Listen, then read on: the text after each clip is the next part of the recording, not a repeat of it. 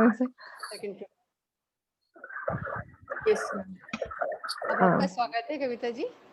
Thank you. मुझे स्वागत करने की जरूरत नहीं, मैं तो खुद ही आप सबका स्वागत कर रही हूँ। ठीक है ना। ठीक है। तो फ्रेंड्स भी बताएं जो अंश रह गए हैं। हाँ, मैं इसकी जो किताब की शुरुआत है, वैसे तो मैं बाद में बताती, लेकिन अभी सेशन की शुरुआत में ही मैं बता देती हूँ कि इसकी शुरुआत में ये होता है कि ये एक मठ की कहानी है, फिक्शनल स्टोरी है, लेकिन इसके थ्रू लेखक ने कुछ संदेश दिए हैं हमको। तो हाय सुप्रीत, थैंक यू। तो ये क्या है कि वो मठ एक बहुत ऊंची पहाड़ी पर है, जिसमें कि लेखक जब चढ़ने की कोशिश करता है, लेखक एक कठिन रास्ता चुनता है, जो आसान रास्ता जिससे सब जाते हैं उससे वो नहीं जाता। उसके कपड़े फट जाते हैं, वो भूखा प्यासा, उसका खाना भी कोई छुड़ा लेता है गडरिया आके, और कपड़े भी कोई उतरवा लेता है, यहाँ तक कि छड़ी भी ले लेता है कोई। और जब वो वहां भूखा प्यासा ऊपर पहुंचता है, तो उसके द्वारा लेखक ये बताना चाहते हैं कि जब आप इस रास्ते पर चलते हैं, आपने तय कर लिया है कि मुझे अपने आप को जानना है, तो आपको तैयार होना चाहिए। मतलब ये एक सांकेतिक रूप से बताया उसने कि किस तरह से आपका सब कुछ छुड़ा लिया जाएगा। उसने ये बताया, जूते कपड़े छुड़ा लिए, जूते छुड़ा लिए, छड़ी छुड़ा ली, लेकिन वास्तविक रूप में ये आपका सारा जो आज हमने ध्यान किया ना कि हम क्या हैं, जो हम अपने ऊपर आवरण लपेटे हुए हैं कि हम ये हैं, हम ये हैं, हम ये हैं, एक्चुअली हमसे सब खींच लिया जाएगा। तो बेहतर ये है कि हम खुद ही सब छोड़ दें। हम इस भावना में ही नहीं रहे कि हम क्या है, हम पूर्ण समर्पण में रहें। तो ये बहुत ही, इसकी शुरुआत ही बहुत ही अद्भुत है। और एक बार रामराजू सर से मैं बात करी थी, जब उन्होंने ये बात पॉइंट आउट की कि मैडम मिर्दात में ऐसा होता है, तब मैंने वाकई में रियलाइज किया, जब मैंने किताब पढ़ी, कि उन्होंने कितनी सही बात ये कही कि किस तरह से आपसे सब कुछ ले लिया जाता है। ईश्वर के रास्ते में जब आप चलते हो, तो आपको सच्ची जो मतलब आपका स्वरूप है दिखाने के लिए, आपको ये सारे आवरण हटाने पड़ जाते हैं। तो फ्रेंड्स, आज का सेशन हम शुरू करते हैं। आज के सेशन में क्या होता है कि इसमें स्टोरी आगे बढ़ती है, जो चूंकि मैंने बताया मठ की कहानी, जो मठाधीश जो है वो मिर्दात से बहुत जलता है, क्योंकि उसके सारे शिष्य जो है वो मिर्दात के फॉलोअर बन गए। तो वो एक गहरी खाई में मिर्दात को धक्का दे देता है और सोचता अब इससे पीछा छूटा। लेकिन कुछ दिनों बाद मिर्दात वापस आ जाता है। तो जब वो वापस आ जाता है, तो सारे शिष्य जो बड़े दुखी बैठे थे, वो बहुत उत्साह से भरते हैं और बहुत उसको जाके लिपट जाते हैं, उसके चरणों में गिर जाते हैं और कहते हैं कि मास्टर, हमें केवल आप ही का भरोसा है, आई बिलीव इन यू, ऐसा बोलते हैं। तो अब शमदान जब डर जाता देख के, वो सोचता कि ये क्या जादूगरी की इसने, ये कैसे वापस आ गया, वहां से तो कोई वापस नहीं लौट सकता जिंदा, जहाँ खाई में मैंने इसको धक्का दिया था। तो वो डर के मारे वो भी मिर्दात के चरणों में गिर पड़ता और कहता, मैं भी आपका पूरा भरोसा करता हूँ मास्टर। तो मिर्दात कहता है कि तुम्हारा जो भरोसा है, a faith that is born upon a wave of fear, डर के तुम मेरे ऊपर भरोसा मत करो, सिर्फ इसलिए कि तुम डर गए कि मैं कौन हूं आखिर और मेरे अंदर क्या शक्ति है, तो तुम मेरे अगर आगे प्रणाम करने लगे। तो इनका कहना है कि डर के कभी कोई किसी के ऊपर हमको वो नहीं, अपना फेथ नहीं लाना है कि बस अब तुम ही हमारी भलाई करो क्योंकि हम तुमसे डरते हैं। तो कहते हैं कि true faith does not Bloom save on the stock of love. अगर सच्चा भरोसा है, सच्चा विश्वास है, तो वो केवल प्यार से ही हो सकता है। प्यार के द्वारा ही सच्चा भरोसा आप करना, और इसके लिए आपको अंडरस्टैंडिंग आना जरूरी है, समझ आना जरूरी है। अगर आप भगवान से डर के भगवान के चरणों में गिरे हुए हैं कि नहीं नहीं, अगर हमें, जैसा हमारे धर्मों ने हमें सिखाया है डरा डरा के, 200-300 सालों में हमारी ये बन गई है, धर्मों ने इतने ज्यादा हमको डिवाइड कर दिया है और हमको इन सब बंधनों में फंसा दिया है कि ये करो नहीं तो भगवान नाराज हो जाएंगे, वो करो नहीं तो भगवान नाराज हो जाएंगे, तुम्हारे भगवान तुमसे ये चाहते हैं, वो चाहते हैं। तो मिलाद का कहना है कि डर के कभी ईश्वर को आप नहीं पा पाएंगे।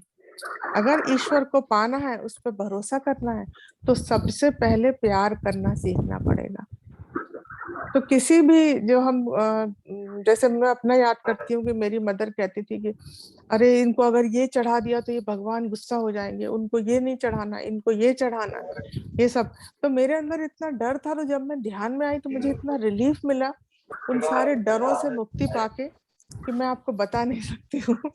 तो आगे के चैप्टर में फ्रेंड्स क्या होता है कि मिर्दाद जो है वो कहता है कि मैं आप लोगों को सबको एक ड्रीम बताना चाहता हूँ, जहाँ पे जो कि यहाँ पे एक व्यक्ति है जिसने ड्रीम देखा। तो वो ड्रीम मिर्दाद बताता, वो ड्रीम बहुत इंटरेस्टिंग और बहुत डीप है, तो उसको फ्रेंड जरूर बहुत ध्यान से सुनिएगा।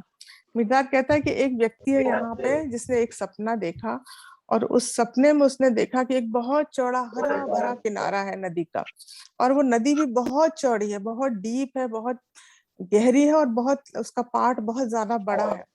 वो एकदम फ्लो हो रही है बहुत तेजी से नदी। और वो जो बैंक है, जो किनारा है, वो क्या है, वहाँ ढेर सारे मेन एंड वुमेन, बहुत सारे आदमी हैं, औरत हैं, स्त्री पुरुष बच्चे, ढेर सारे लोग हैं, सब हर तरह की एज के। और वो आपस में खूब बातें कर रहे हैं, और सबके पास एक छोटा, किसी के पास छोटा, किसी के पास बड़ा पहिया है। तो सब अपना पहिया चला रहे हैं, और साथ में वो ऊपर नीचे रोल हो रहे हैं, खाना पीना चल रहा, फन एंड फ्रॉलिक, कलर उत्सव मनाया जा रहा है ना। और पूरा एक रेस्टलेसनेस हवा में, पूरा लगातार कुछ न कुछ एक्टिविटी चल रही है। अभी देखता मिर्जा कहता कि ये व्यक्ति जो है जिसने सपना देखा, ये अकेला खड़ा हुआ है, इसके पास कुछ ऐसे रंग बिरंगे अच्छे कपड़े भी नहीं है, और इसके पास कोई व्हील भी नहीं है चलाने के लिए। और ये इतनी कोशिश कर रहा है सुनने की कि ये लोग क्या बोल रहे हैं सबके सब, किसकी आवाज हो रही है, जरा इसको म्यूट कर देंगे क्या, यूटीएस में है ना। तो एक बार हाँ, म्यूट कर दीजिए। तो ये, यस मैम आप अपने वन म्यूट कर लें कविता जी। हाँ जी, तो ये व्यक्ति बहुत सुनने की कोशिश कर रहा है जोर लगा के, लेकिन उसकी समझ में नहीं आ रही है कि ये लोग कौन सी भाषा बोल रहे हैं। वो उनकी बात भी नहीं समझ पा रहा है, एक सिंगल वर्ड भी नहीं समझ पा रहा। और उसके बाद ये बोले, इसको के कोई भी जान पहचान का चेहरा भी दिखाई नहीं पड़ रहा है, इसको लग रहा कि मैं यहाँ अजनबी हूँ। और वो सारे लोग जो है उसको देख के बड़ा स्निकर कर रहे हैं, मुस्कुरा रहे हैं, और सोच रहे हैं ये कौन व्यक्ति, कॉमिकल बीइंग अजीब सा हमारे बीच में आ गया है, जो न ढंग के कपड़े हैं, न ऐसी बुरी हालत में है ये। और ये सब देख के उसको वो कहता है कि इस व्यक्ति को ऐसा लग रहा है कि मैं तो यहाँ एकदम अजनबी हूँ, अकेला हूँ, मैं यहाँ अकेला पड़ गया, यहाँ कोई भी मेरा नहीं है। और उसको बड़ा दिल में वैसा लग रहा है। और तभी क्या होता है कि ये व्यक्ति देखता है कि अचानक बहुत तेज आवाज आई, जो रॉर जिसको बोलते हैं, ऊपर से नदी के। और वहां जैसे ही वो आवाज आई, तो वो देखता है कि सारे स्त्री पुरुष बच्चे जो है वो बीच में एक जगह छोड़ के दोनों साइड में गिर पड़े घुटनों के बल, और अपने सर को जमीन से लगा लिया। उनकी आंखों में आंसू आ गए। और फिर इसने देखा कि वहां आखिर है क्या जो आवाज आई। तो वहां से एक बहुत बड़ा बैल या सांड जिसको हम बोलते हैं, वो आ रहा है, जिसके मुंह से आग निकल रही है, और जिसके नथुनों में से धुआं निकल रहा है, और वो दौड़ता हुआ चला आ रहा है। और सारे लोग बीच की जगह छोड़े हुए, लेकिन ये व्यक्ति बीच में हतप्रभ खड़ा, क्योंकि उसकी समझ में नहीं आ रहा कि मैं जाऊं कहाँ। वो ट्रांसफिक्स हो गया। और वो बैल एकदम दौड़ता हुआ इसकी तरफ आया, और जैसे ही बैल इसके पास आया तो इसको उठा लिया गया ऊपर हवा में। और जैसे ही ये हवा में ऊपर उठा, तो बैल गुस्सा हो गया, और उसके ऊपर आग फेंक रहा है, धुआं फेंक रहा है, लेकिन वो ऊपर ऊपर ऊपर व्यक्ति जो है उठता ही चला जा रहा है, उड़ता चला जा रहा है। और जब वो थोड़ा और दूर पहुंच गया, तो बैल ने उसकी तरफ तीर फेंकने शुरू कर दिया। इसके बाद वो देखता है व्यक्ति कि वो उड़ते हुए, वो जो नदी थी जो बहुत गहरी थी, उसके भी पार चला गया। उसके बाद एक ऐसा सन स्कॉर्च लैंड जिसको बोलते हैं, बहुत सूखा पड़ा हुआ था वो जमीन, वहां एक पत्ता भी नहीं था, और सूरज की तेज गर्मी थी। एक जमीन आई, उसको भी क्रॉस करके वो एक पहाड़ के पास पहुंच गया। वो पहाड़ ऐसा था जो रगड माउंटेन, ऊंचा ऊंचा नीचा पत्थरों से भरा हुआ पहाड़ था। उस पहाड़ के किनारे इसको छोड़ दिया गया। तो उसको लगा कि अब मुझे ये पहाड़ चढ़ना है, तो मैं कैसे चढ़ूं ऐसे ऊंचे नीचे पहाड़ को। तो उसकी छोटी पतली पगडंडी दिखाई दी, तो उसने सोचा मैं इसी पगडंडी के सहारे ही चढ़ता हूँ। तो जब उसने चढ़ना शुरू किया, बड़ी मेहनत थी चढ़ाई में, लेकिन फिर भी चढ़ते चढ़ते वो थोड़ी ऊपर पहुंच गया। तो उसने देखा कि उसके लेफ्ट साइड में तो बड़ा चौड़ा सा एक रास्ता है। तो उसने सोचा कि अरे ये मैंने कैसे नहीं देखा। और वो उस चौड़े रास्ते की तरफ जाने ही वाला था, इतने में उसने देखा कि उस रास्ते पर क्या था। उस रास्ते पर स्त्री पुरुष, बहुत सारे स्त्री पुरुष हैं, जो चढ़ते हैं ऊपर तक, थोड़े ऊपर तक, और फिर वहां से लुढ़कते हुए बहुत सारे वापस भी आते दिख रहे हैं। कुछ चढ़ रहे हैं, कुछ लुढ़क रहे हैं वापस। तो ये बड़ा हैरान हो गया इसने सोचा कि ये आखिर हो क्या रहा है। फिर इसने कहा ऐसा लगता है कि ऊपर कोई ऐसे पागल खाना टाइप का मैड हाउस है और वहीं से ये सब स्त्री पुरुष चढ़ रहे हैं और लुढ़क रहे हैं, ये सब है। खैर इसने सोचा मैं अपने रास्ते पर ही चलता रहता हूँ, मैं उधर नहीं जाऊंगा। तो ये अपने रास्ते पर ही चढ़ा।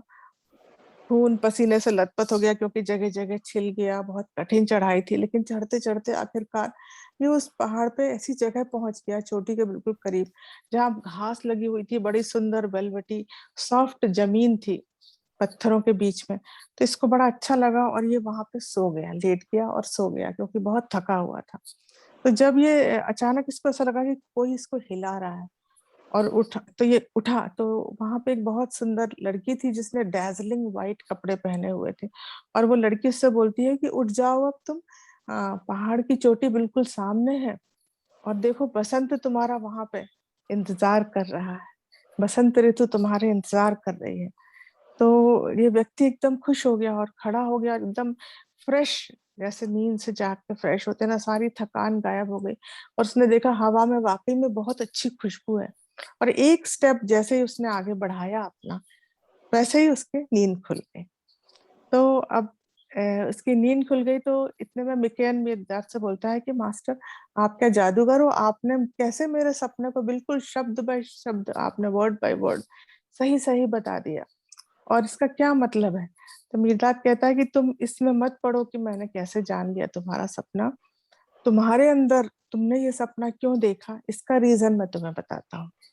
तो ये कहता है कि इसका रीजन जो है तुम्हारे अंदर एक इच्छा पैदा हो गई है, जिसको मिर्जाद कहता है द ग्रेट नॉस्टैल्जिया। नॉस्टैल्जिया यानी घर की याद।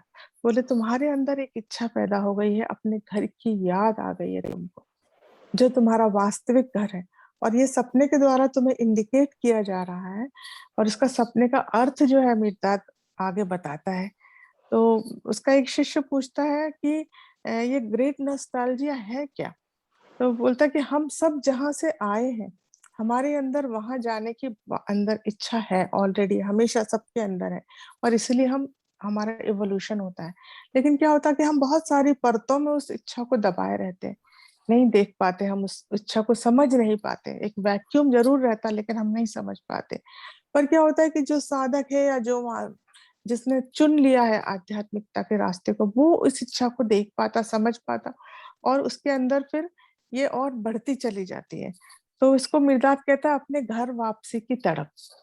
ये कहते हैं कि ग्रेट नॉस्टैल्जिया जो है एक फीवर की तरह होता है, एक बुखार की तरह आपको चढ़ जाएगा, जो कि आपके सारे पॉइजन्स को जला देता है।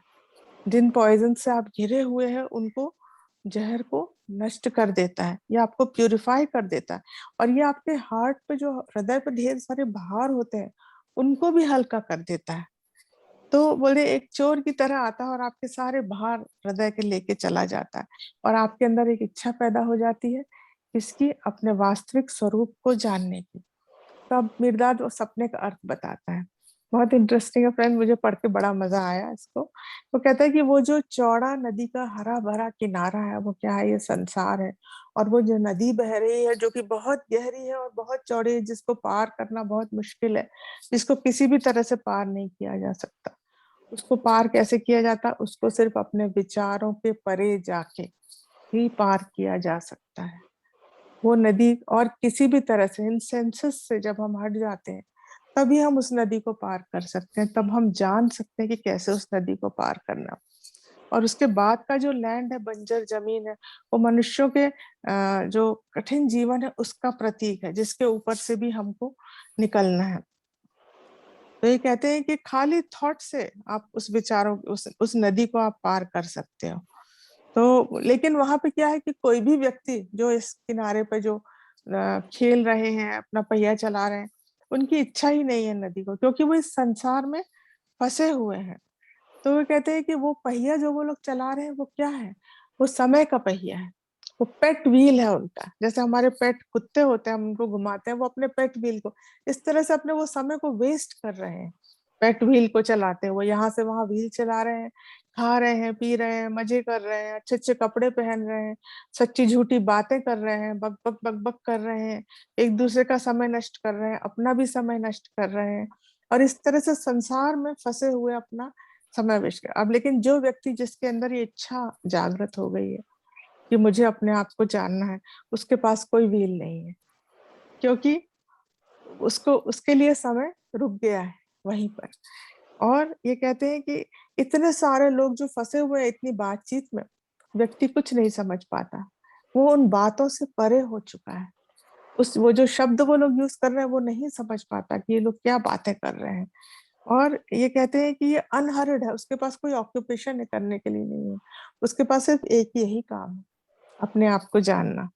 और ये कहते हैं कि इन सब फेस्टिविटीज में जहाँ की मनुष्य ने अपने आप को फंसा के रखा हुआ है, वो जो साधक है वो अपने आप को बड़ा ऑकवर्ड फील करता, क्योंकि उसको समझ में ही नहीं आता कि मैं इनसे क्या बात करूं, मैं कैसे बिहेव करूं, इस झूठी दुनिया में मैं क्या कैसे रहूं, उसको ये समझ में नहीं आता।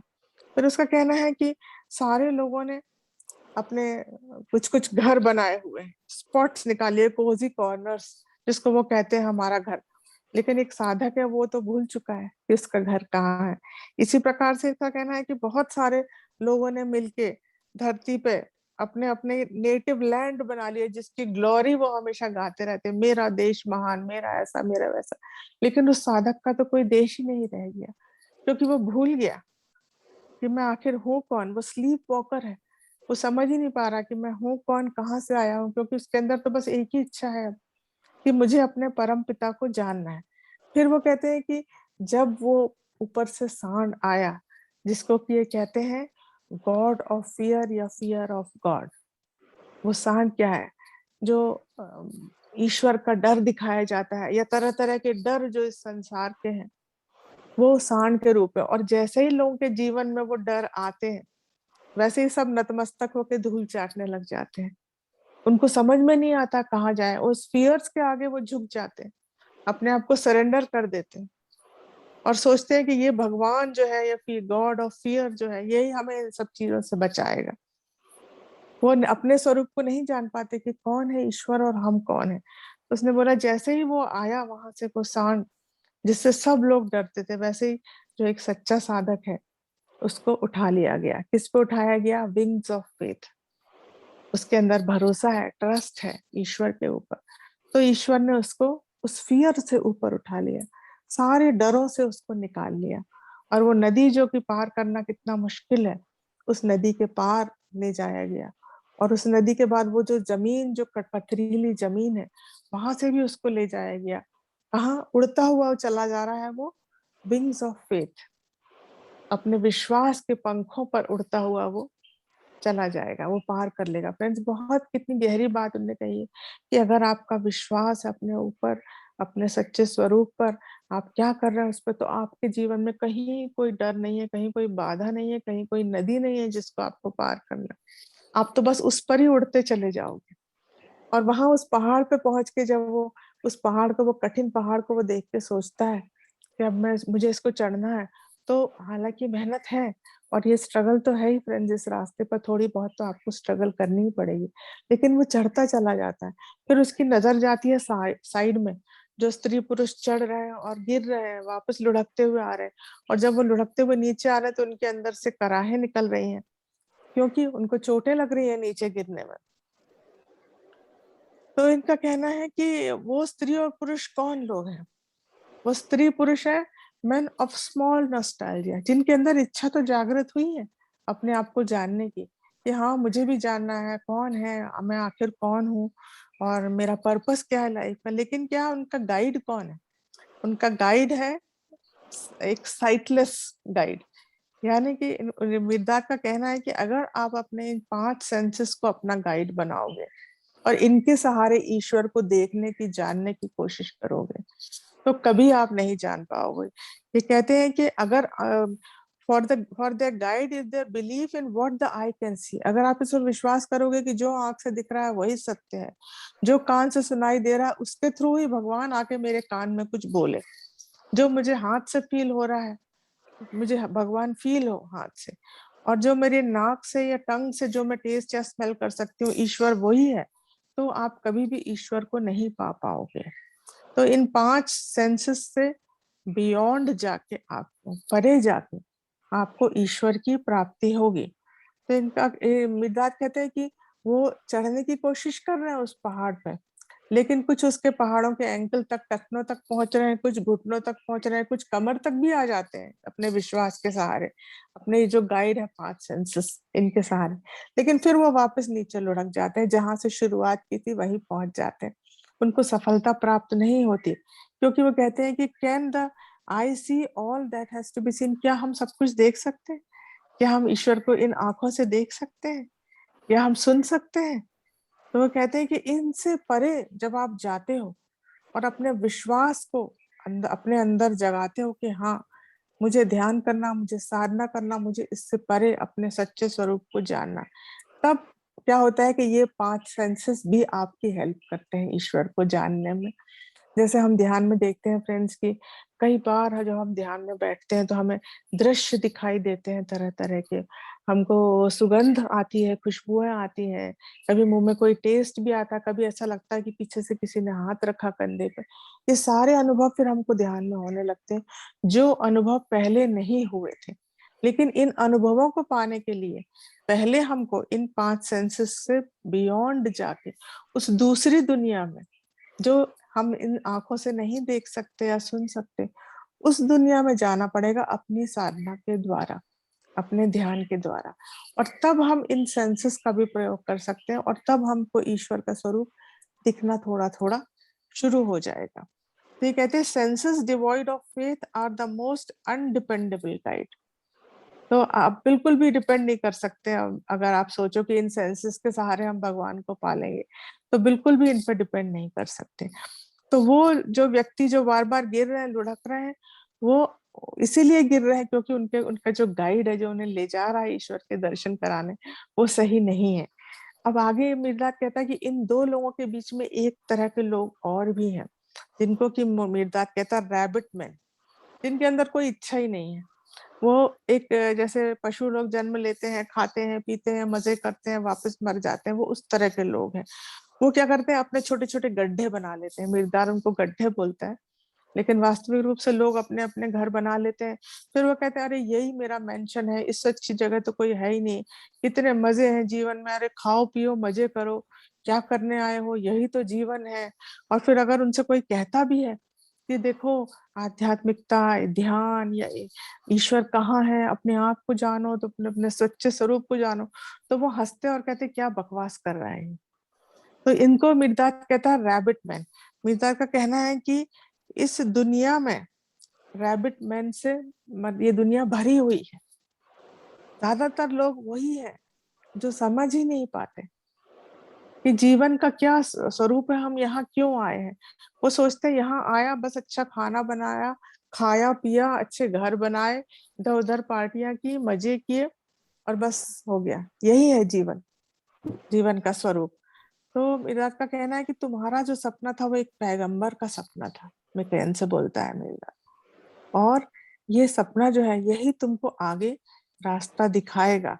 तुमको भगवान ने एक झलक दे दी है कि तुम वो घर वापसी तुम्हारी कैसी होगी, और अब तुम्हें आगे इस पे चलते चले जाना है। तुम्हारा फेथ जो है वो तुमको लेके आगे चला जाएगा। तो इनका कहना है कि सारी फेथ जब आपका आपका मजबूत हो, तो सारी बाउंड्रीज को आप क्रॉस कर सकते हो। अब आगे के चैप्टर में फ्रेंड्स मिर्दाद ने बताया है, बहुत चैप्टर तो बहुत बड़ा है और टाइम कम है, तो मैं थोड़ा मैं बताती हूँ कि पाप और पुण्य की परिभाषा बताई कि पाप क्या है। तो ये कहते हैं कि अगर हम कहते हैं कि क्या बोलते हैं, कि मनुष्य जो है वो पापी है, या मनुष्य पाप करता है, आप ये जान लो कि मनुष्य जो है वो इमेज है, लाइकनेस ऑफ गॉड। ईश्वर ने अपने स्वरूप में उसकी रचना की है। तो अगर आप उसको पापी कह रहे हो या उसने पाप किया कह रहे हो, इसका मतलब कि ईश्वर ने पाप किया। तो सच्चा पाप क्या है? मिर्जाद कहता है पाप वास्तविक रूप में है क्या। वो कहता है कि जैसे सूर्य है, वो अपने प्रकाश से ढेर सारी कैंडल्स को जलाता है, जैसे हम देखते हैं, और उसकी कैंडल्स जो है वो जलती हैं सूर्य के प्रकाश में, फिर वो मेल्ट होके खत्म हो जाती है और वो विलीन हो जाती है ज्योति वापस सूर्य में। तो ये तो है ईश्वर का स्वरूप। कि वो अपने प्रकाश से ढेर सारे कैंडल्स जलाता है और फिर वापस ले लेता है। लेकिन कई कैंडल्स ऐसी होती है, मिर्दाद का कहना, जो कहती है नहीं नहीं हमें नहीं जलना, हमें जलना ही नहीं है, हम क्यों जले। या फिर कई कैंडल्स ऐसी होती है कि जब उनको जलाया जाता है तो वो जलाने वाले को कर्स करती हैं, क्यों जला रहे हैं हमको, तुमने ऐसा कर दिया वैसा कर दिया, भला बुरा कहते हैं। तो वो कहते हैं कि इस दुनिया में आके अगर आप प्रकाशित नहीं हो पाए, यही है पाप, और कोई पाप नहीं, इससे बढ़कर और कोई पाप नहीं है। कई बार मेरा तो कहना है कि कई कैंडल्स जल तो जाती हैं, लेकिन वो अपने आप को स्क्रीन ऑफ कर लेती हैं, वो दूसरे को अपना प्रकाश नहीं देखने देती। ये भी एक बहुत बड़ा पाप है कि आपके पास प्रकाश है लेकिन आप उस प्रकाश को दूसरों तक नहीं पहुंचा, तो ये भी एक पाप है। इसके अलावा और कोई पाप नहीं है, यही पाप है, मेरी बात का कहना है। ये कहते हैं कि मनुष्य जो है वो सारे एट्रीब्यूट्स है ना, उसके पास ईश्वर के दिए हुए सारे गुण हैं, तो वो बजाय अपने उन टैलेंट्स को, उन कैपेबिलिटीज को एक्सप्लोर ना करके इस दुनिया के गड्ढे में घुस के रैबिट मैन बन के अपने जीवन को निकाल दे, इससे बुरा और क्या हो सकता है। तो इनका कहना है कि ये जो डुअलिटी है, द्वंद्वत्व है, ये कोई पनिशमेंट नहीं है, ये तो एक प्रोसेस है। इनका कहना है कि हमको अपने यूनिवर्सल माइंड तक पहुंचने के लिए, नेचर ऑफ यूनिटी तक पहुंचने का एक प्रोसेस है, अनफोल्ड होना है, हमको प्रकट होना है, हमें अपने रूपों को प्रकट करना है, और इसीलिए हम आए हैं। तो इसके लिए अगर आप सोचते हो कि ये पनिशमेंट मिला है आपको यहाँ आना और ये कठिन जीवन जीना और ये, तो इससे ज्यादा फूलिशनेस और कुछ नहीं हो सकते। तो आप इस प्रोसेस में बिलीव करिए, अपने आप को अनफोल्ड होने दीजिए, परतों को खुलने दीजिए और ईश्वर को अपने आप को प्रकट करने दीजिए। बस यही सबसे बड़ा पुण्य है इस धरती पर आपके लिए। तो फ्रेंड्स, आगे जो है मिर्दाद कहता है कि इस ये बड़ा थोड़ा सा कठिन सा चैप्टर है, थोड़ा ध्यान से सुनना पड़ेगा। इस सृष्टि का स्वरूप क्या है, जिसको हम ब्रह्मांड भी कहते हैं। मिर्दाद उसको कहता है कि सृष्टि का स्वरूप, जो भी चीजें जो है इस धरती पर, मैं तुमको बताता हूँ, धरती पर और धरती के आसपास इस सृष्टि में उनका स्वरूप क्या है। उनका स्वरूप है एक अंडे के समान, जिसको मिर्दाद कहता है द मदर ओवम, जिसको हम कहते हैं ब्रह्मांड। तो कहना है कि पूरी सृष्टि जो है, जो हम हमारे लिए जो सृष्टि है जो हमें दिख रही है, वो एक मदर ओवम है। और वो जो ओवम है, जो कि अंडा है, उसका जो शेल है, ऊपरी आवरण, वो किस चीज का बना हुआ है, वो टाइम का बना हुआ।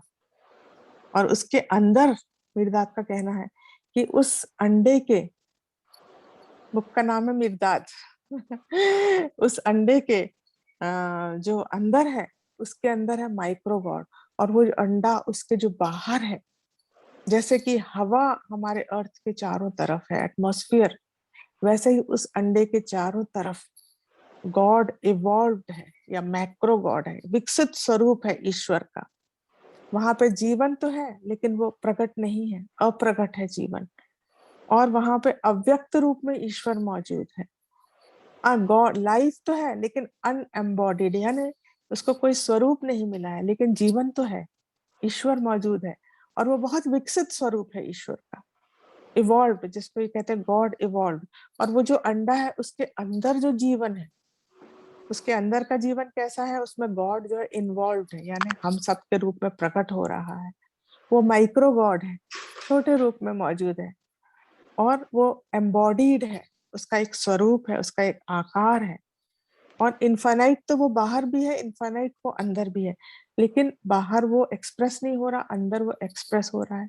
एक चट्टान के रूप में, एक तितली के रूप में, एक पक्षी के रूप में, हमारे रूप में, इस तरह से वो अपने आप को उस अंडे के अंदर प्रकट कर रहा है। इनका कहना है कि all things and beings in the universe जो है, स्पेस टाइम में जो कुछ भी है, वो सब क्या है, वो सब इस अंडे के अंदर है। और वो अंडा जो है, उसमें वेरिंग डिग्री ऑफ अनफोल्डिंग, यानी अलग अलग स्वरूप है, अलग अलग रूप में विकसित है वो सारे। तो ये मिर्जाद का कहना है कि वो अंडा ऐसा नहीं है कि बस अंडे में सब कुछ भरा हुआ है, उसमें सब बहुत ऑर्गेनाइज्ड है। जैसे जो बाहरी परत है टाइम की, उसके बाद जो लेयर एक मोटी है अंदर, वो किसकी लेयर है, वो ह्यूमैनिटी की लेयर है, हम लोगों की, जो सबसे ज्यादा विस्तृत स्वरूप है, सबसे ज्यादा चैतन्य स्वरूप है। ईश्वर का। और उसके बाद जो लेयर है वो है जानवरों की या प्राणी जगत की, जो हमसे थोड़ा कम विकसित है। और उसके बाद जो अंदर की लेयर है वो है वनस्पति की, पेड़ों की, जो उससे भी कम विकसित है। और उसके बाद जो अंदर लेयर है वो है क्रिस्टल की, और फिर पत्थर की, और उसके बाद फिर पानी की, और फिर गैस। और बीच से, सेंटर से ये सब निकलता है, और धीरे धीरे धीरे धीरे प्रोग्रेस होके ये ऊपर तक जाता है, ऐसा मिर्दाद ने कहा। तो इनका कहना है कि ये सब अरेंज्ड है उसके अंदर, अंडे के अंदर, और ये सब अंदर से निकल के धीरे धीरे अपने अपने स्वरूप को विकसित करते जाते हैं, और इनका इवोल्यूशन होता चला जाता है। तो मिर्दाद का कहना है कि जैसे ये एक बड़ा अंडा है जिसमें हम सब मौजूद हैं, वैसे ही इस बड़े अंडे में हम सब छोटे छोटे अंडों के रूप में मौजूद हैं। जैसे मेरा खुद का एक अंडा है और उसके बाद मेरे अंडे के अंदर मेरा सिर जो है वो भी एक अंडा है, ओवम। और उसके अंदर मेरी आंखें जो है वो भी अंडे हैं। तो ये कहते हैं कि ओवम, ओवम के अंदर ओवम। आप देखेंगे हमारी ऑरा भी अंडे के शेप की है फ्रेंड्स। तो इनका कहना है कि एक अंडा, उसके अंदर अंडा, उसके अंदर अंडा, अंडे के अंदर अंडा वाला फंडा है फ्रेंड्स इसमें। तो तो इनका कहना है कि ऐसे ही हर पेड़ जो है उसका एक अंडा है, उसकी ऑरा अंडे के शेप की है। और उसका जो फ्रूट है उसका एक अंडा है, और उसके अंदर जो सीड है उसका एक अलग अंडा है। और इस तरह से हम विभाजित हैं ढेर सारे अंडों में, और वो सब एक के अंदर एक इस तरह से मौजूद है।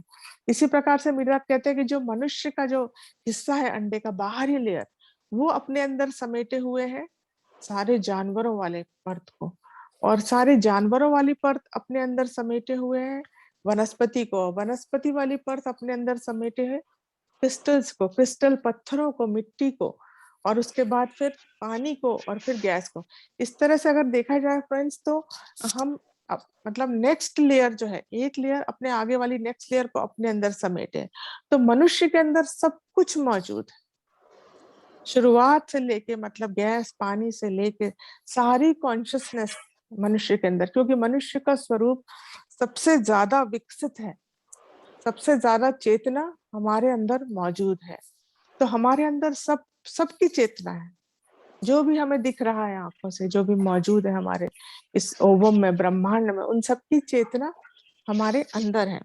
तब मिर्जात आगे बताते हैं कि क्या होता है, ये शुरुआत कैसे होती है। सबसे पहले ईश्वर जो है एक गैस के रूप में उस अंडे के केंद्र में से प्रकट होता है। और उस गैस का क्या है, उस गैस का कोई ना कोई रंग है, ना रूप है, ना आकार है, और वो गैस के रूप में प्रकट होता है। फिर वो एक उससे थोड़ा सा विकसित रूप धारण करता है, जो कि पानी का। पानी का कोई रंग रूप नहीं है, ना ही कोई आकार है, लेकिन उसका वो है, क्या कहना चाहिए, एक स्वरूप है। वो उसको जिस भी चीज में डालोगे वो उसका ले लेगा, धारण कर लेगा, लेकिन उसका एक स्वरूप है पानी का। पानी के बाद क्या होता है, कॉन्शियसनेस आती है पत्थरों की। पत्थरों के पास एक फिक्स वो है, वॉल्यूम है, लेकिन उनके पास चेतना बहुत कम लेवल की है, बहुत थोड़ी सी चेतना है। उनके पास डेफिनेट फॉर्म है, फिक्सिटी है। लिक्विड के पास कोई डेफिनेट फॉर्म नहीं है, है ना। क्रिस्टल में थोड़ी सा अरेंजमेंट, जो उसका जो अंदर जो होते हैं एटम्स होते हैं, आप देखेंगे अगर क्रिस्टल में, तो वो अरेंजमेंट थोड़ा सा बेहतर हो गया है पत्थरों से। और उसके बाद, लेकिन उसके अंदर भी चेतना बहुत कम आ गई, थोड़े रूप में आई है। और उसके बाद ये कहते हैं कि फिर वो फॉर्म लेता है इनका, प्लांट्स का, वेजिटेशन का। तो वेजिटेशन में क्या होता है कि उसके पास क्या चेतना आ गई है क्रिस्टल के बाद, कि वो प्रोपोगेट कर सकता, अपने आप को बढ़ा सकता है सीड के द्वारा, अपना जो है रिजनरेशन। नई नई प्रजाति जो है वो क्रिएट करना, मतलब अपनी प्रजाति को आगे बढ़ा सकता है, रीजेनरेशन करता है वो अपना। उसके पास थोड़ी मेमोरी भी रहती है पेड़ के पास, और नहीं सॉरी, उसके पास कैपेसिटी टू ग्रो, मल्टीप्लाई, और थोड़ी सी फीलिंग आ जाती है। पेड़ में बहुत हल्की सी फीलिंग होती है फ्रेंड्स, ज्यादा नहीं होती। उसके बाद एनिमल फॉर्म आता है। एनिमल फॉर्म में क्या होता है कि वो फिक्स नहीं है, वो मूव कर सकता है, और मूव के बाद वो उसके साथ ही वो प्रजनन कर सकता है। उसके पास मेमोरी है, और उसके पास थॉट्स हैं थोड़े से, बहुत लिमिटेड थॉट्स है, ज्यादा नहीं है उसके पास थॉट, लेकिन लिमिटेड थॉट। लेकिन मैन जो है उसके बाद जो श्रेणी है, उसमें क्या है, वो बहुत कुछ उसके अंदर आ गया, एकदम से बहुत छलांग लगा ली। मैन के अंदर क्या आ गया, इन सब चीजों के साथ उसके पास एक पर्सनैलिटी आ गई, उसके पास एक एबिलिटी, चिंतन मनन की शक्ति आ गई उसके पास। वो अपने आप को एक्सप्रेस कर सकता है, वो क्रिएट कर सकता है, वो विचारशील है, विचारवान है, वो क्रिएशन कर सकता है। हालांकि ये कहते हैं कि जो मनुष्य का क्रिएशन है, वो अगर ईश्वर के कंपैरिजन में देखा जाए तो वो ऐसा ही है जैसे हम ताश के पत्तों का घर बनाते हैं, उतना छोटा है मनुष्य का क्रिएशन। लेकिन फिर भी मनुष्य के पास एक क्रिएटिव पावर आ जाती है। तो इस तरह से एक के अंदर एक, इस तरह से हम अरेंज है, और इस तरह से हमारा आविर्भाव होता है एक गैस के रूप में जिसके पास कुछ भी नहीं है। और उसके बाद फिर हम पानी का रूप, तरल रूप धारण करते हैं, फिर पत्थर, उसके बाद वनस्पति जगत, फिर प्राणी जगत, और फिर ह्यूमन फॉर्म। और इनका कहना है कि चेतना जो है, आप इस चेतना का ये गुण है कि पहले क्षण से जैसे ही वो प्रकट हुई गैसियस फॉर्म में, उसके अंदर एक कहना चाहिए शक्ति रहती है जो उसे प्रोपेल करती है कि उसको उसको अपने आप को विस्तार करना है, विस्तार करना है, उसे आगे बढ़ना है। और इसी कारण से वो एक बार जो है वो नेक्स्ट अपना लेवल पार करती हुई, और इसमें वो कभी किसी में मिर्दाद का कहना है किसी लेवल पे उसको बहुत टाइम लगता है, किसी लेवल पे बहुत कम टाइम लगता है, ये अलग अलग है बिल्कुल। लेकिन वो पहले पत्थर बनती है, उसके बाद पानी से पत्थर, पत्थर से फिर गैस, सॉरी, पत्थर से फिर क्रिस्टल, क्रिस्टल से फिर वनस्पति, वनस्पति से क्या बोलते हैं, जानवर, जंतु, और उसके बाद मनुष्य बनती है।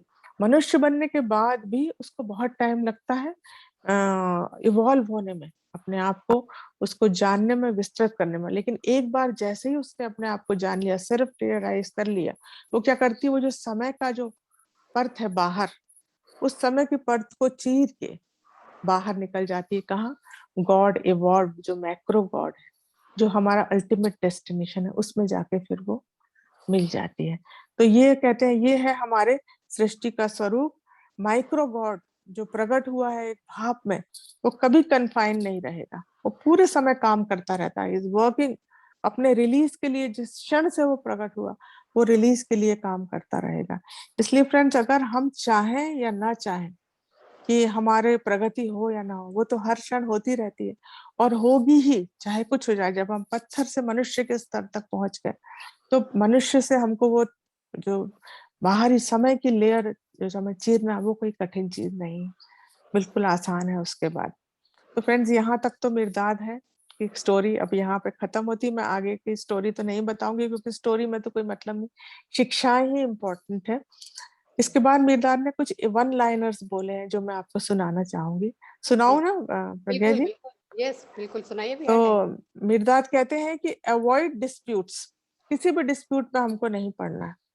To prove a thing is to disapprove its opposite. किसी चीज को आप प्रूव करना चाहते हैं, मतलब उसका जो अपोजिट है आप उसको डिसअप्रूव कर रहे हैं। तो ये कहते हैं कि किसी चीज को डिसअप्रूव करना और किसी को अप्रूव करना, यानी ईश्वर तो दोनों में है, तो इसको आप अप्रूव कर रहे हो और इसको आप डिसअप्रूव कर रहे हो।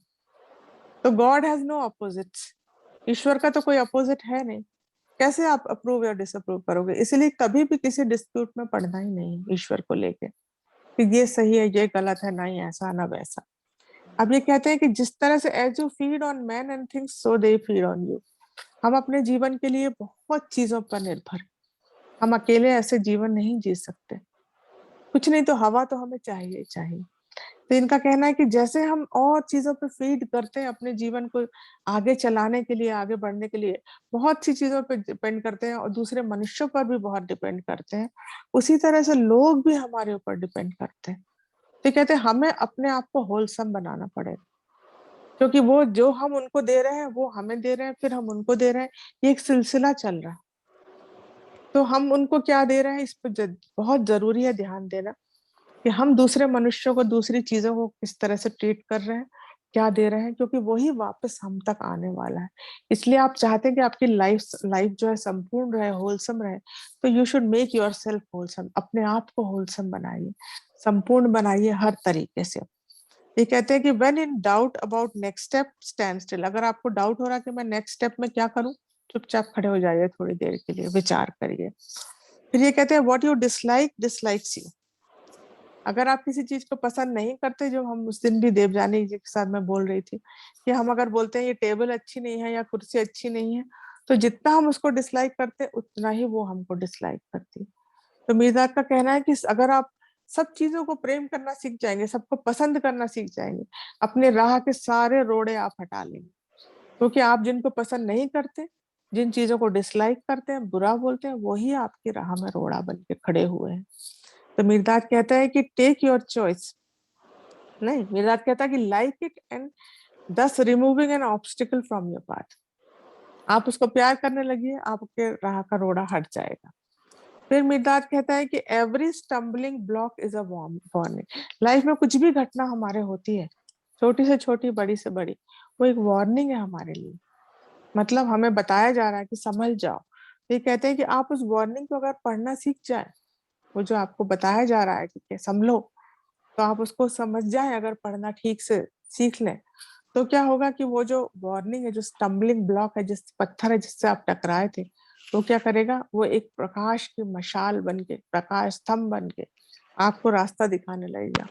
आपको तुरंत वहां से रास्ता समझ में आ जाएगा कि मेरे लिए क्या रास्ता है। अब मिर्दार कहता है कि आप you borrow everything you give so long as you are conscious of giving.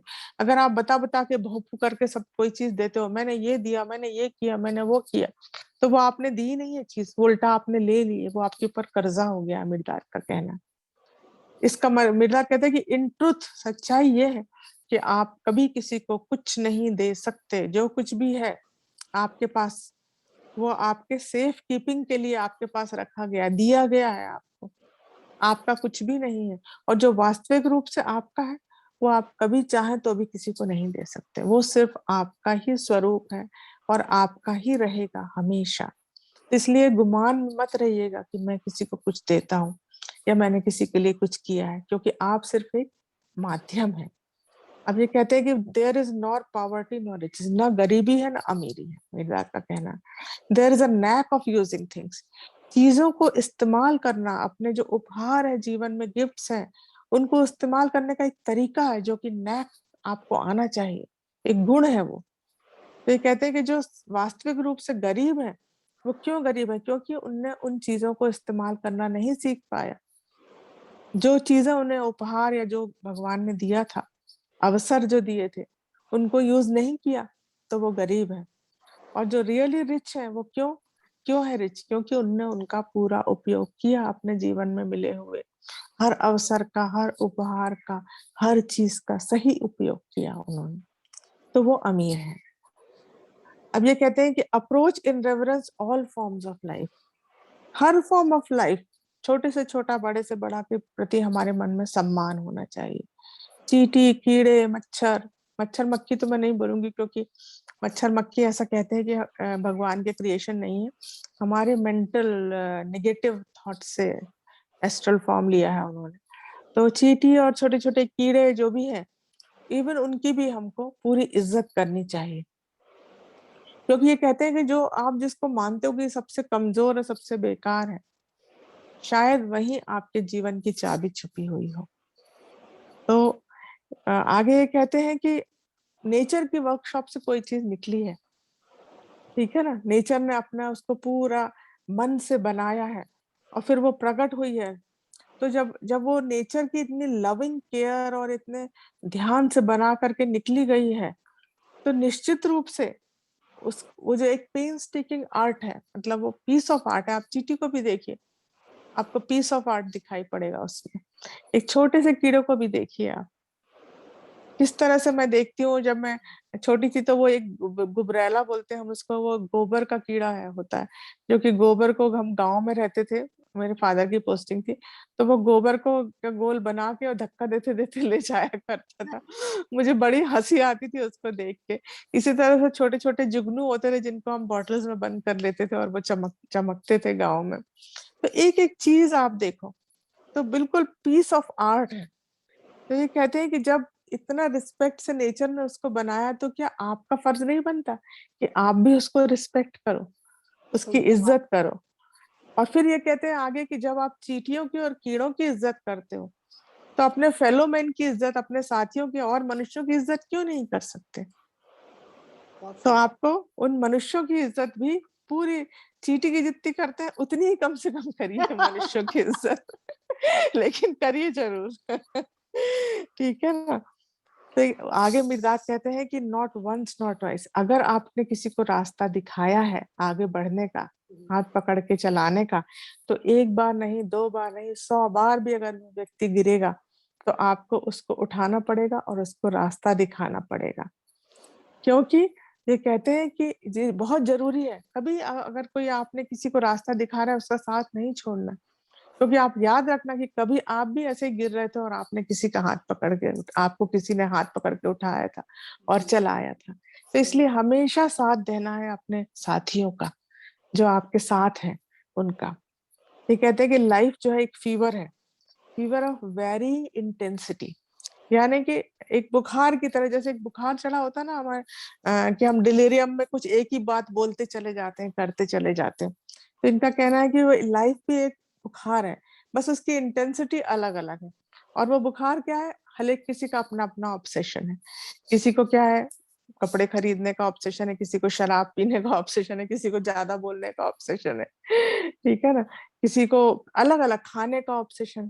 तो हर व्यक्ति अपने एक उसमें फंसा हुआ है, क्या कहना चाहिए, डिलेरियम में फंसा हुआ है। तो इनका कहना है कि मनुष्य जो है, वो जो वो वाले मनुष्य ब्लेस्ड है जिनको कि होली फ्रीडम या ईश्वरत्व के को पाने का डिलीरियम चढ़ गया है, जैसे हम लोग हैं। तो बोले वही लोग ब्लेस्ड हैं जिनके अंदर ये प्यास जग गई है कि मुझे ईश्वर को पाना है, मुझे अपने आप को जानना है। ऐसे लोग ब्लेस्ड हैं। तो अब इसमें ये मीरात कहते हैं कि अगली बात अच्छी क्या है कि ये जो मेन के फीवर हैं, जो मनुष्य के जो फीवर्स हैं, डिलीरियम है, ये ट्रांसम्यूटेबल है, यानी एक से दूसरे में ये बदल सकते हैं। तो जैसे इनका कहना है कि आज किसी को लड़ाई का भूत सवार है, वो हर जगह युद्ध करता है जा जाके, तो कल वो पीस में भी बदल सकता है। जैसे हम अशोक, राजा अशोक की कहानी सुनते हैं कि इतने युद्ध करने के बाद सडनली उन्होंने इतना शांति का संदेश फैला दिया। हाँ सब। फिर ये कहते हैं कि जो कई लोगों को जो वेल्थ इकट्ठी करने का, पैसा इकट्ठे करने का फीवर चढ़ा हुआ है, अचानक उनके मन में आता है कि मुझे शांति इकट्ठी करनी है। तो जैसे वाल्मीकि हैं, डाकू थे, बदल गए एकदम से, उन्होंने ज्ञान बांटना शुरू कर दिया। अंगुलीमाल की हम कहानी सुनते हैं, तो ये कहते हैं कि ये स्पिरिट की एल्केमी है, इसको ये कहते हैं जादूगरी है ये स्पिरिट की, कि आप कभी भी बदल सकते हो जीवन में। कभी निराश नहीं होना कि ये व्यक्ति ऐसा है, ये ऐसा है। क्योंकि दो चीजें, एक तो कॉन्शियसनेस है जो हमेशा पुल कर रही है हमें ऊपर की तरफ, और दूसरी तरफ हम कभी भी हमारे विचार जो है बदल सकते हैं, ट्रांसम्यूट हो सकते हैं।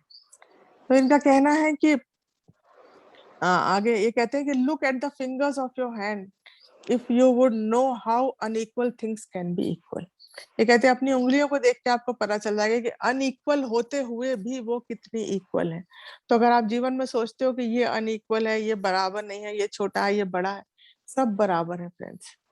मिन्ताज का कहना, हम सब यहाँ बराबर है, चाहे कोई कितना छोटा दिखाई दे, कोई कितना बड़ा दिखाई दे, हम सब बराबर है। तो मैंने 8-10 आपको सुनाए इसमें से, अब आगे कभी और मौका लगेगा तो और सुनाऊंगी। मेरे ख्याल है आप लोग अपना कुछ शेयर करना चाहते हैं तो जरूर शेयर करें, कुछ सुनाना चाहते हैं आप, अपनी बात तो जरूर सुनाएं friends. Thank you. Welcome. Thank you Kavita ji, बड़े अच्छे से आपने जो खासकर जो लास्ट वाली लाइनें सुनाई है ना, पूरा जीवन का निचोड़ है हर एक लाइन में, हर एक लाइन हाँ, में ना, जिससे हमें हर एक लाइन में, शिक्षा हाँ, लेनी है। बहुत एक से एक है, एक से एक है। तो अरे तो हम अपने आप को बहुत अच्छी तरीके से चेंज कर सकते हैं। तो फ्रेंड्स, अगर कोई क्वेश्चन है, कुछ उनसे पूछना चाहते हैं या अपना एक्सपीरियंस शेयर करना चाहते हैं तो प्लीज हाँ, हैंड रेज करें।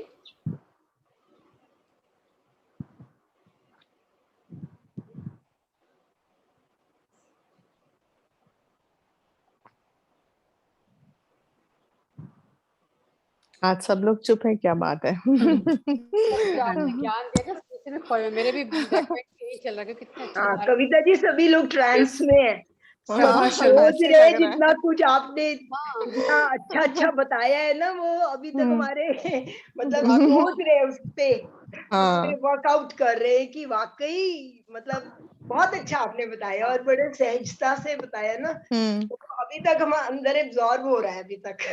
बिल्कुल, ये ना हाँ है ही जी, चिंतन मनन करने लायक चीज। हाँ जी, बिल्कुल, और इसीलिए सब एक शांत है। एक चीज नमस्ते और मैं प्रिंसिपल। आपको बताना चाहूंगी मिर्दाद में कि हाँ एक बार जी, वो ये मास्टर और सर्वेंट जब इन्होंने बोला ना इक्वालिटी सब बराबर है, तो मिर्दाद की स्टोरी में शुरू में जो मैंने पहले के चैप्टर छोड़ दिया, मैंने चैप्टर 9 से शुरू किया, उसमें एक बात ये आती है कि ये शमदान जो है ये मालिक है यहाँ का और हम लोग जो है नौकर हैं, इस तरह की कुछ बात आती। तो मिर्दाद कहता है कि यहाँ कोई किसी का नौकर या हाँ मालिक जी, नहीं है, बिल्कुल, बिल्कुल। क्योंकि क्या आपका ब्रेन आपके पेट से बोलेगा कि मैं तुम्हारा मालिक हूँ, या पेट बोलेगा ब्रेन से मैं तुम्हारा मालिक हूँ? हम हाँ, सब यहाँ बराबर हैं रवि, और हाँ, सब एक दूसरे के सहयोग के साथ काम करने के लिए आए सबकी हैं। इम्पोर्टेंट रवि की अपनी इम्पोर्टेंस है। सबके रवि, अपने इम्पोर्टेंस है। यस मैम, प्रभा शर्मा जी का हैंड रेज है। यस, हाँ मुझे जी। लगता है कहीं ट्रैवलिंग कर रही है, वो गाड़ी में है मुझे लगता है। और कुछ बहुत बहुत गहरी बातें हैं जी, ये हम सोच रहे हैं, अभी तो मनन चल रहा है। नमस्ते मैम। नमस्ते जी। हाँ, नमस्कार मैम जी। एक बात पूछनी थी मेरे को। Thank you. आपने ये बताया था कि जो गरीब है वो इसलिए गरीब होते हैं कि वो उसको यूज नहीं करते। मीन्स यूज करने का मतलब क्या है? मतलब जो बहुत पैसे वाले हैं तो दान करना है या क्या? मतलब ज्ञान से की वजह से गरीब होते हैं, किस वजह से? वो क्वेश्चन क्लियर नहीं हुआ मेरा वापस वो से। नैक ऑफ यूजिंग थिंग्स, उनका कहना है कि उनको जो उपहार मिले, देखिए हर व्यक्ति को ईश्वर प्रदत्त बहुत सारे टैलेंट्स मिले होते हैं, है ना, हम्म, और उसके अलावा जीवन में बहुत सारे ऐसे अवसर भी आते हैं कि जब वो अपने टैलेंट्स का यूज कर सके, लेकिन हम्म, अगर वो आलसी हैं या वो नहीं करते हैं या वो नहीं जानना चाहते हैं, कई कई व्यक्ति ऐसे होते हैं, जैसे मैं भी कई लोगों को जानती हूँ जो हर चीज में एक बहाना बना देते हैं। जब हम उनसे बोले ना कि तुम ऐसा कर लो, अरे नहीं ये तो नहीं हो सकता, इसमें तो ये है, उसने तो ये बोल दिया, इसका ये उसका वो। तो कई लोग ऐसा होता है कि वो अपने जीवन में इस तरह के अवसरों को गंवाते हैं और फिर उसके बाद वो कहते हैं कि हमारे पास पैसा नहीं है, हमारे पास अवसर नहीं है, हम पीछे रह गए हैं।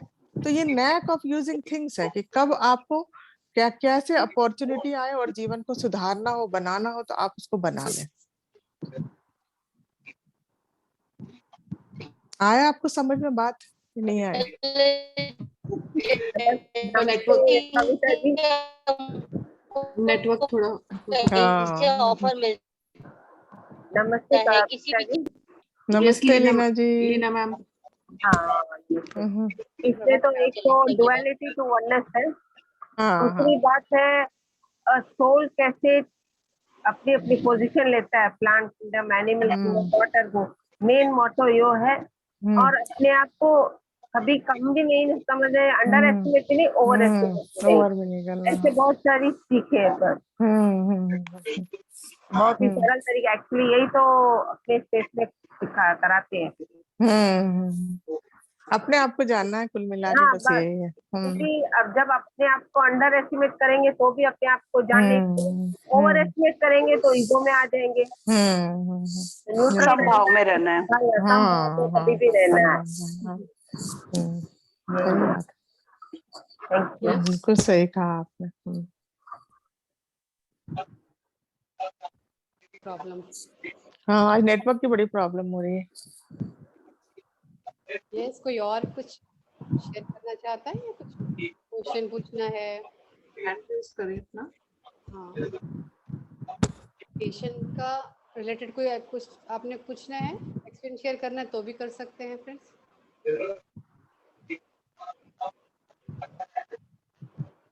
फिर यही कहना था कि हमें समभाव से रहना है और खुद को ढूंढना है। खुद को ढूंढना है, अपने आप को नहीं ढूंढा आपने, वो कहते हैं ना सबसे बड़ा पाप यही है कि आप अपने आप को ना जान पाओ यहाँ आने के बाद भी, और आप दूसरों को भी प्रकाश देने से मना करो, खुद भी प्रकाश मत लो। बांटना भी है। मानव तन मिलने के बाद ना, बाद भी, हाँ, बात भी नहीं जान पाए तो फिर कब जानेंगे? फिर कब जानेंगे। इसीलिए तो कहते हैं ये ह्यूमन फॉर्म में आए कि अपने आप को जाने कौन है, पर्पस क्या है। एक ज्ञान की बुद्धि आई है ना इसको, कि अब नहीं तो कब, अब नहीं तो कब। ये दिमाग में बिल्कुल चलते सही। रहना चाहिए। यस मैम, ये अरुण कुमार जी आप कुछ पूछना चाहते हैं सर? ये सर, ये सर। हाँ जी, बोलिए। नमस्ते जी। हाँ मैडम, मेरा नाम अरुण कुमार, चेन्नई से हूँ मैं। अच्छा जी। हाँ प्रणाम मैम। मुझे ऐसे ध्यान करता हूँ ना मैम, तो मेरे लाइफ में एक 6-7 साल से बहुत फेलियर्स मार खा रहा हूँ मैम मैं। नुकसान। तो अभी मैं नया ध्यान अभी मैं 40-50 दिन ही हुआ शुरू किया है मैंने। तो मेरे मन तो करता है ध्यान करने का, लेकिन मेरे अंदर से कुछ ऐसा आवाज आता है कि भगवान तुमको अ, भगवान तुमको बहुत दुख दे रहे हैं, ऐसा फीलिंग आ गया। और तुम ध्यान भी करोगे तो भी भगवान तुम्हारा कुछ हेल्प नहीं करेंगे, तुम्हें ऊपर नहीं जाने देंगे, ऐसा ऐसा मन में विचार आता है मैम। ये क्या हो सकता है?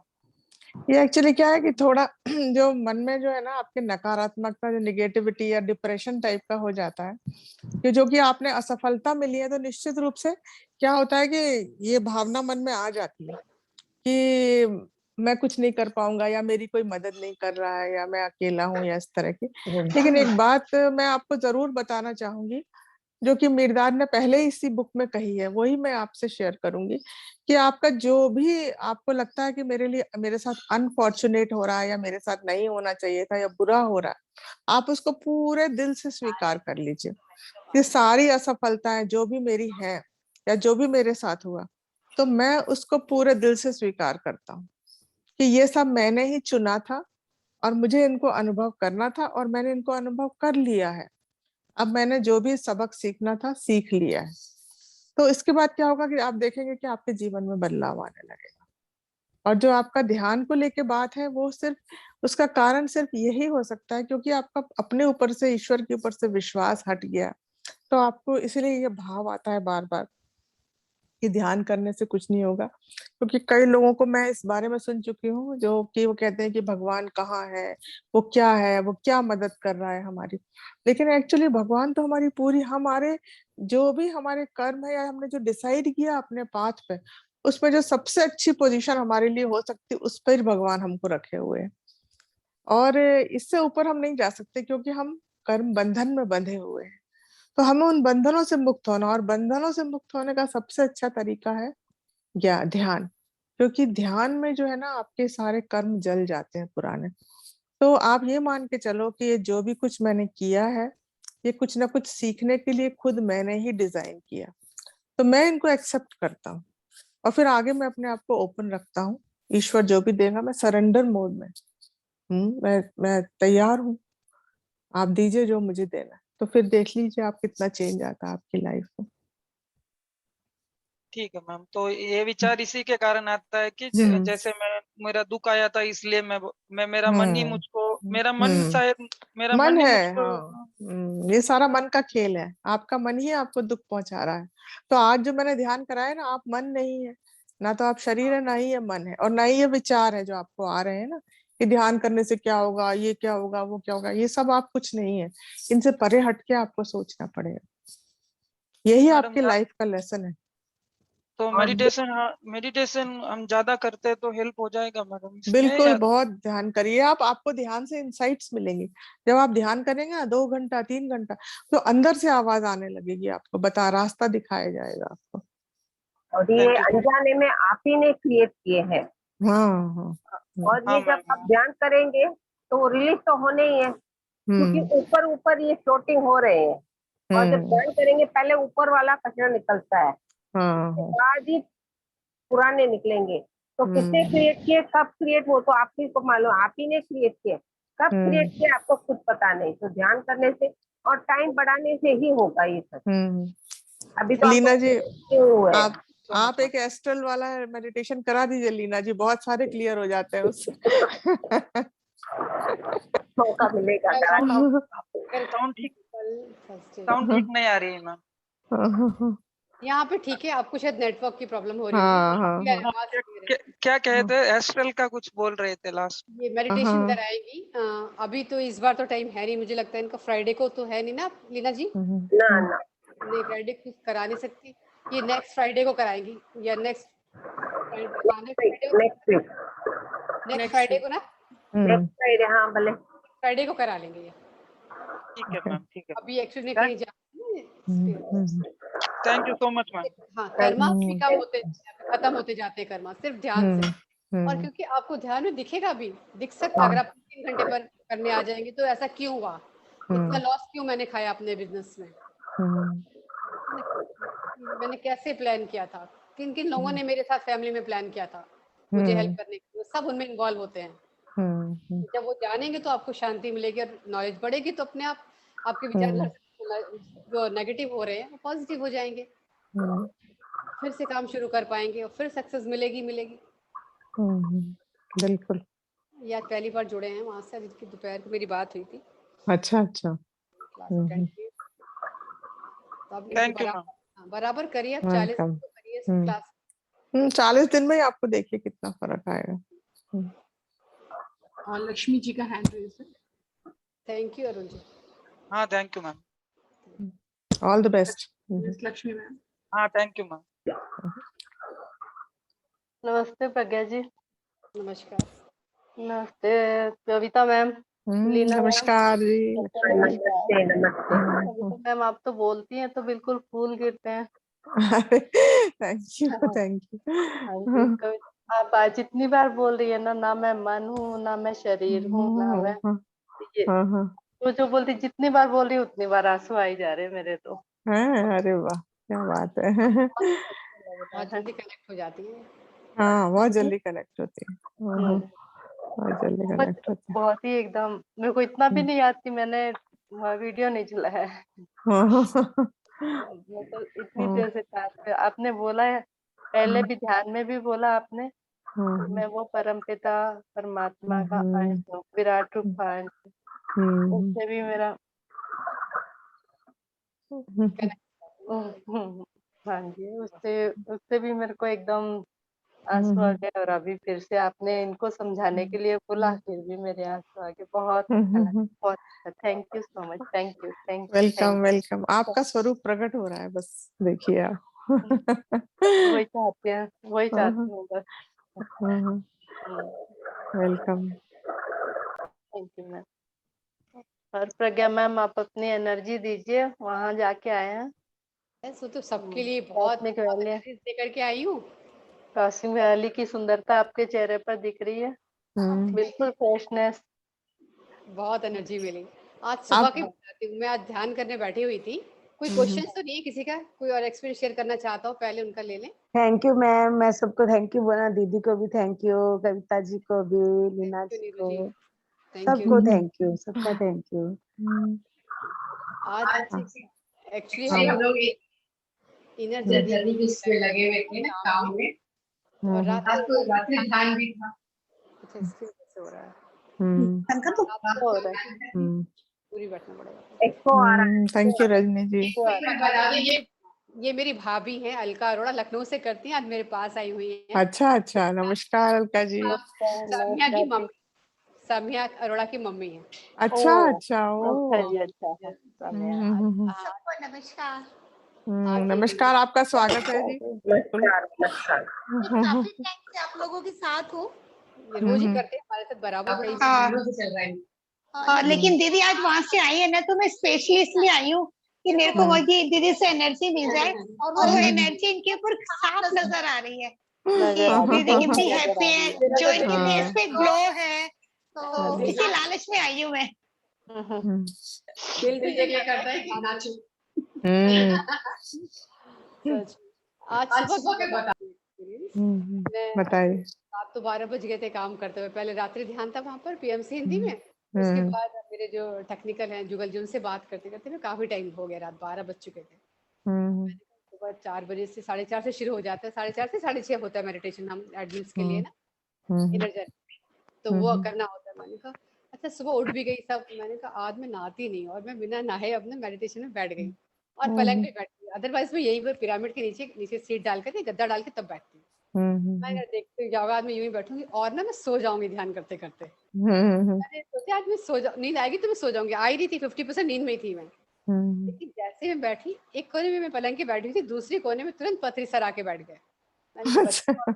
ये तो बैठने वाले मुझे विजन जैसे थर्ड आई विजन इतने ज्यादा लगातार हो रहे थे, मैसेजेस मिलते जा रहे थे, बिल्कुल नहीं सुन दिया। मैंने कहा उन्होंने मुझे कुछ प्रोसेस चल रहा है वो भी मुझे पूरा दिख रहा, मैं क्या रिलीज नेगेटिविटी निकल रही है उनके नाम के साथ वो निकाल रही हूँ कि अब ये गई, ये गई, अरे मुंह खोल के ऐसे निकल रही थी वो। और फिर लास्ट में 2 घंटे से करीब 5 मिनट पहले मुझे लगा अब मैं लेट जाती हूँ ना, फिर लगा नहीं पता सर बैठे हैं साथ में कैसे, तभी भी वो नहीं गए, लगातार बैठे रहे हैं पूरा 2 घंटे से भी ज्यादा रहे मेरे साथ। मैंने कहा साथ में तो सो रहे उनके, उन्होंने भी पाँव लंबे करके ऐसे करे हुए थे, एक्चुअली बैठे हुए थे मेरे पास, तो मैंने कहा उनकी ऐसी टांगों के पास ही मैं सर रख के सो जाती हूँ, कोई बात नहीं, मुझे नींद में भी वही एनर्जीज आएंगी। मुझे पता लगा वास्तव में मैं लेटी तो नींद में उस सब चल रहा, अभी कोई रुका ही नहीं। और फिर उसके बाद कुछ थोड़ी सी 10-15 मिनट की मीटिंग हुई, तब भी वो बैठे हुए थे, बात नोट करके गए, पूरे 2 साथ में रहे।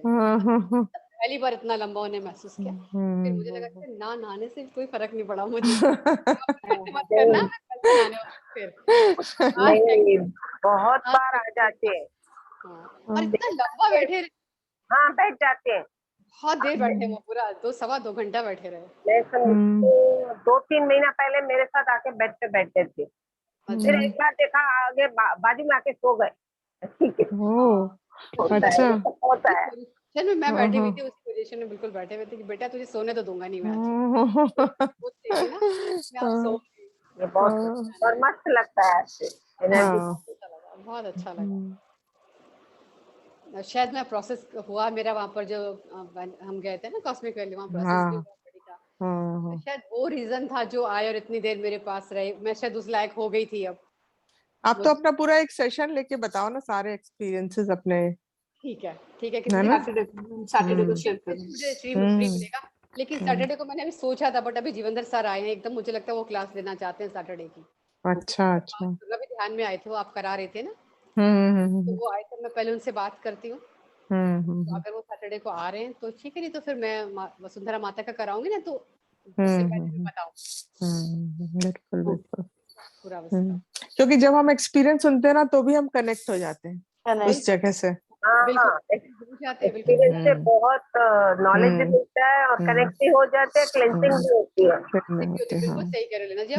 जब भी मैंने देखा है मुझे कुछ प्रॉब्लम शुरू हो रही है, कहीं अगर पेन भी हो रहा है, तो मैं अगर किसी से बात भी कर रही हूँ इस विषय में, मैं तो उस बात करते करते उसी दौरान मेरा वो पेन खत्म हो जाता है। मतलब मुश्किल से 10 मिनट 15 मिनट बात करी होगी मैंने और मेरा पेन खत्म। ये एक्सपीरियंस सुनने का फायदा और सुनाने का फायदा बता रहे हैं। हाँ, तो जरूर अपने आप को एक्सप्रेस करें जो आपने सही, देखा। बिल्कुल सही।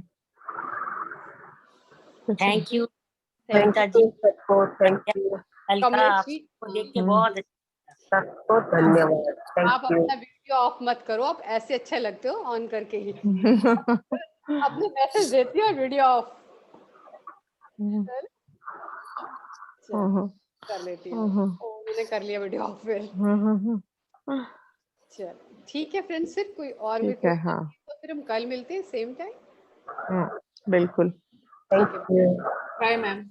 ठीक है, bye bye bye Lakshmi, bye bye सभी को, love you and bye bye. बहुत आभार, बहुत love you ma'am. Thank you.